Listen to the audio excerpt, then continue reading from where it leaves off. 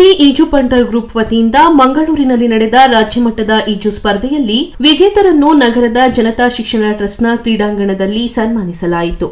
ಈ ಸಂದರ್ಭದಲ್ಲಿ ಮಾತನಾಡಿದ ಡಾ ರಾಜೇಂದ್ರ ಪ್ರಸಾದ್, ಪಿಟಿ ಈಜುಕೊಳದಲ್ಲಿ ಒಂದು ತಂಡದಲ್ಲಿ 22 ವಿದ್ಯಾರ್ಥಿಗಳಿದ್ದಾರೆ.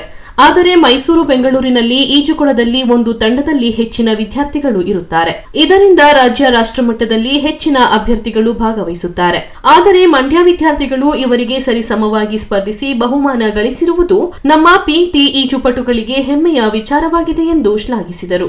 ಕಾರ್ಯಕ್ರಮದಲ್ಲಿ ಉಪನ್ಯಾಸಕ ಲಕ್ಷ್ಮೀಕಾಂತ್, ಡಾ ಪ್ರಸನ್ನಕುಮಾರ್, ಕೃಷ್ಣೇಗೌಡ, ಶಾಂತಪ್ಪ ಹಾಗೂ ಮತ್ತಿತರರು ಉಪಸ್ಥಿತರಿದ್ದರು.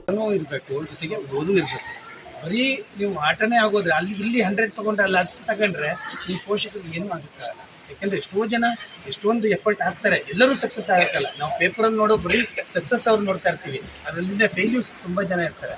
ಎಷ್ಟೋ ಜನ ಸಕ್ಸಸ್ ಆಗಲ್ಲ. ಹಾಗಾಗಿ ಆಟನೂ ಇರಬೇಕು, ಓದೂ ಇರಬೇಕು.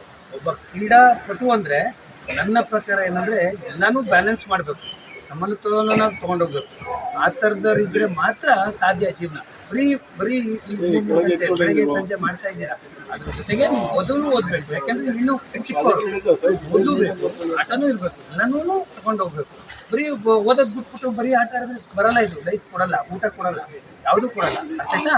ಸೊ ಹಾಗಾಗಿ ಮುಂದೆ ಎಲ್ಲರೂ ಸಹ ಚೆನ್ನಾಗಿ ಓದಿ, ಆಟನೂ ಆಡಿ, ಓದಬೇಕು, ಎಲ್ಲನೂ ಬ್ಯಾಲೆನ್ಸ್ ಮಾಡಿಕೊಂಡು ಮುಂದೆ ಬರಬೇಕು. ಆಯಿತಾ? ಹಾಗೆಯೇ ಸೊ ಇನ್ನೂ ತುಂಬ ಮಾತಾಡೋದಿದೆ.